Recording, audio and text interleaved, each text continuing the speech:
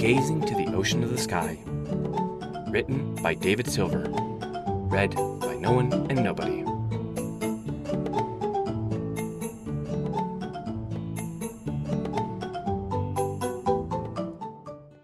Chapter 53. Welcome back? As they approached the grand edifice that was Twilight's castle, Moondancer looked it up and down. It looks far more impressive in person. Was it colored after her intentionally? Spike shrugged softly. It just kind of happened. Berry waved her horn at Spike dangerously. Kind of like this, then? Spike danced away from the sharp tip. Yeah, actually. Well, guess I better face the music. As he was about to dash off, Moon's hoof came down on his shoulder, arresting him. We'll go together. Spike was quietly happy not to have to go alone, as shown by his nervous smile. Together, the entire group proceeded inside. A small bell rang out, though no bell could be seen. Starlight appeared with a pop. Hey! Oh. Hey, Spike. Who's your... She trailed off, looking past Moondancer to the aquatic ponies and seeing that one of them was... different. What happened? I, announced Berry, standing forward with her horn held high. am now a sea unicorn. I... see? Starlight frowned a little thoughtfully. Is that real? It is verifiable, agreed Moondancer. I would like to conduct many more examinations and tests to confirm suspicions and expand our understanding. But that would require Twilight's assistance. Starlight took a step away. I'll go get her. Wait! Spike had a claw thrust into the air. Before you go, now's a good time to meet Moondancer. He gestured at the new pony. Starlight nodded and gave a friendly smile. Nice to meet you. Twilight had mentioned you a few times. In a good way, I hope? Moon rubbed behind her head, nervousness building. Starlight Glimmer? Ah, you've heard of me too. Starlight gave a laugh that sounded as nervous as Moon. Just who doesn't Twilight know? I guess that comes with the whole, Princess of Friendship thing. Spike looked between the two awkward unicorns and smirked. You two are going to get along just fine. Moon perked an ear at Spike. What was that? Oh, nothing. He made chewing motions. Just that you two should catch up while I go get Twilight. Moon looked to Starlight, who grinned at her sheepishly. What is there to catch up with a new acquaintance? Starlight shrugged. Search me. So, you do anything silly that Twilight had to fix? Moondancer sighed dramatically. Sort of. Stupid Mirror skipped town on my birthday party without even a letter. She let out a slow breath, using a motion that Twilight had passed to her. I've gotten past that, even if I did spend an unfortunate number of years avoiding social contact for... She stopped herself from entirely spilling her motivations and aspirations and clammed up, looking sheepish. Oh no, don't be embarrassed. Please, my exploits make yours look practically tame. Starlight waved it off. I might have kind of took over a town with brainwashing, bullying, and cultish obedience techniques. She let out a nervous little laugh. I've gotten better. Indigo raised a hoof. Is that why you cast that spell and left us floating in our tank all day? Starlight went a dark red. You were hit too? Dear Celestia, I'm so sorry. She threw herself to her belly, prostrate before the three sea ponies. You must be so angry with me. Berry might have been, but she might have also liked standing over Starlight, taking the dominant pose over the powerful spellcaster. You can tell me how amazing I am and how sorry you are. She offered a hoof to the fallen Starlight. Begin. Starlight blinked with confusion. She was being forgiven, but in a very curious way. She wasn't entirely sure how she felt about it. Still, it was her mistake. She sat up and pulled the hoof closer, kissing it gently. I am very sorry, honored guests. Please forgive me? Cherry stepped up and nudged her rival out of the way. She offered her own hoof, but to help Starlight back to her own standing, not for kissing. It's all right. Just don't do that again. I had a headache for days after that. Indigo nodded. I was so glad when Twilight freed us. It's all right, Starlight. Just, not again. All right? Moondancer seemed a little relaxed for the story. She was far from the worst unicorn Twilight had to deal with. So, I hear you enjoy the study of magic. Starlight perked right up at that. Now that's something I can stand behind. Are you also a scholar of the arts? Moon smiled. They were entering much safer territory. Why, yes. Yes, I am. Perhaps you could even assist in this. She pointed at Barry's horn. We need to determine exactly how thomically active it is and how much control is being granted to its wearer. Oh, Trixie said to mention that these projects are her gift to you, and she'd love to hear how you enjoy them. Starlight smiled brightly. Trixie?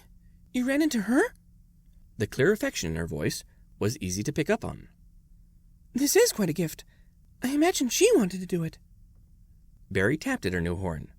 She already got to make it in the first place. Starlight blinked. Trixie did this? Trixie did what? Twilight was descending the stairs with Spike, eyes locked on Barry and her new addition. What happened?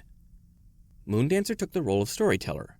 She spoke in clean, clinical descriptions of the events, including what she could observe of thomic flows and the like. Further testing is absolutely required. I would imagine so, spoke Twilight slowly as she joined the rest. Barry, are you all right? Barry blinked. Twilight smiled. As your friend, which rates more highly than any other bond we share, I want to make sure you're all right first. If you don't want us to proceed, or want us to focus on getting you back to normal, then we'll do that. That's more important than any world-shaking discovery we could find. It was clear that Twilight wanted to proceed, rather badly, but was employing her own lessons and trying to be a good friend. Barry tilted her head. Well, if I can do magic, that would be great. But we did have a project before we even left, and I'm not giving up on that. She puffed out her chest. As the world's #1 sea pony train engineer, it's my Cherry bristled. Hey, what makes you #1? Barry flashed a cocky grin. Now that is more like a rival. She nodded with clear satisfaction. We want the train to work underwater, and that's more important. Twilight and the others seemed shocked at the idea that Barry would rate the train project above herself. Spike pointed at the horn. You don't care that you have that? Barry shrugged lightly. Of course I do. It's right there, taunting me. But it's not like it won't be there after this.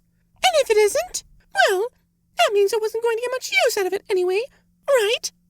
Starlight took a step forward. Very well, then. Let's get this train working. Is it where it usually is? All three sea ponies nodded.